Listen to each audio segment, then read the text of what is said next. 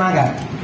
20-30 வருஷத்துக்கு 30 வருஷம் இருக்கும். 80களில் அந்த பிரச்சனை ஆரம்பிச்சாங்க.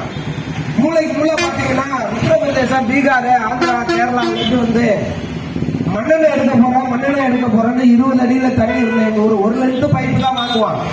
20 அடி 1 லென்த் பைப்பு, 3 அடி சிலாட்டர். அந்த பம்போட அந்த சிலாட்டர் பூரா இருக்கும். அதை வச்சு அடிச்சாங்க தண்ணி ஒரு அடி பம்பு. இப்ப எல்லாரும் பாட்டில்ல தண்ணி குடிக்கணுங்கிற ஒரு உளவியல் தாக்கத்தை உருவாக்கிட்டான். பாட்டில் தண்ணி குடிச்சே ஆகணும். நானா இருக்கிறத இப்ப கூட ஒரு பாட்டில் வாங்கி குடிச்சேன். எல்லாரும் பாட்டில் தண்ணியே குடிக்கணுங்கிற மனநிலை உருவாகிட்டே இருக்கு. அது ஒரு உளவியல் தாக்கம். தண்ணி வேணும், பாட்டில் இருக்கு, எடுத்துக்கூடி அப்படிங்கிற மாதிரி ஒரு ஆயிடுச்சு அந்த நிலைமை. நான் என்ன கேட்கிறேன், மாசு கட்டுப்பாடு வாரியம்னு ஒரு வாரியம் இருக்கு. அந்த வாரியம் என்ன புடுங்குது? இந்த உப்பு நீரை எடுத்துக்கிட்டீங்கன்னா கொள்ளிடம் ஆறு கடல்ல கலக்கிற இடத்துல இருந்து மாதிரி